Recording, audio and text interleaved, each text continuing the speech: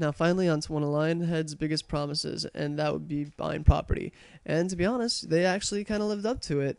They promised us for one, and we never saw it, but it is in fact in two, and you can pretty much buy any piece of property you want. It's There's a handful here and there that you can't buy, but it's really pushing it though to say it. I mean, you're talking about sheds in the woods and stuff like that, but for the most part, you can buy anything you want. In addition to being able to buy any property you want, one other thing that they also live up to is that it does work in a functioning economy and that property values go up and down. There's really only two big things that determine property values, and number one would be what kind of property you own in the area. The more property you own in a given area, the more the value of the property goes up. So it's usually best to buy higher end pieces of property in an area if you can, because that's going to be the big ticket sales. And then when the percentage goes up, you can buy the small ones afterwards. But other than that, the other thing that will determine property values in the area is how you keep your homes in the area furnished. And you can go ahead and buy new furniture for it and swap it out with the furniture they have. It's not like a dollhouse, though, where you can just move it wherever you want. You can only go up to given pieces of furniture like beds or dressers or whatever, and you can switch them out for other ones that are higher value. And that, in turn, causes the property value to go up in the entire neighborhood.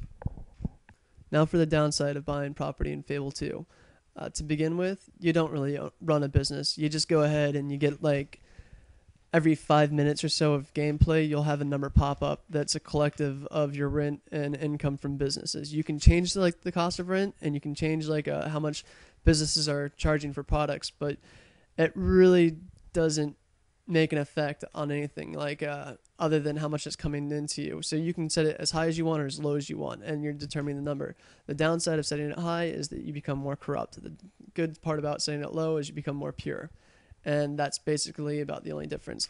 Of course, the thing that's broken about that is that there's a cap to how pure you and how corrupt you can be, and if you want to, you can be all the way up and charging maximum price for all your property, and if you need to be pure, just crank it down for about 5 minutes, and then your purity will shoot right back up, and you can exploit that all you want to your heart's content. But really, that's only scratching the surface of the problems with buying property in Fable 2. The much more darker truth about it is that you'll soon find out that all you can really get out of this is money, and you also find out that money has no value in Fable 2. It really doesn't.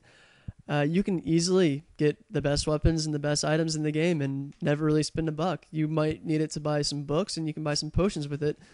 But for the most part, it's really not necessary. And those potions, you don't really need them because combat's so out of whack anyways. But the best weapons in the game are found. You find them in the demon doors, and you find them like laying around in a field if you get your dog up.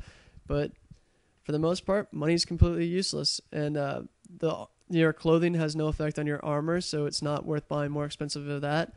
You can make custom weapons, but once again, why bother? You can just find like godly weapons along the game. And that's the really sad part. Well, I'm sure you're asking yourself, but what about gifts for people and all that? Here's another really sad part. NPCs, for the most part, are tinker toys. They're a joke. You don't even need to know advanced skills or anything for them. Like, you don't need to know any advanced expressions. You don't need to buy them presents. You just need to go ahead and take the ones you were given at the very beginning and just use them in repetition. And you can get any person to like you or anything. There's no challenge to it. There's no challenge to get an aristocrat or anything. It just takes a little bit of time. And that's also pathetic to me. And so the character relationships in this game are completely broken as well. Now, the last bit I want to talk to you about gameplay is about the game length itself. And you know what? I gotta say, this is something that they pretty much hit right on the nail. I would have liked to have a little bit more side missions out there, but still, I mean, I definitely got my $60 worth. I hands down did. I pretty much have been playing this 2 days straight and have had a really fun time doing it. So yeah, it's about a good sized game, and it's about just as long as it should be. So don't let my negative comments about the game deter you. Despite all of its deficiencies, despite the fact that the whole game feels like it rattles, that buttons don't work the way they ought to, that things feel like it's held together with duct tape, and its misbalances, it still is a fun game to play, and it's really gratifying. And the fast, loose, and fun combat is great. It doesn't ever feel like you're pulling teeth. The artwork in the game's phenomenal. It works just perfect with it. I'm not so happy that they try to cake everything in next gen technology, but whatever, it's still good. It really is fun to play, and I think that everyone who owns an Xbox 360 should probably pick this title up at one point or another. Maybe not tomorrow for $60, but maybe down the line in a bargain bin for $20 or so. Sure, why not? Thank you for listening, and please leave your comments. Thank you.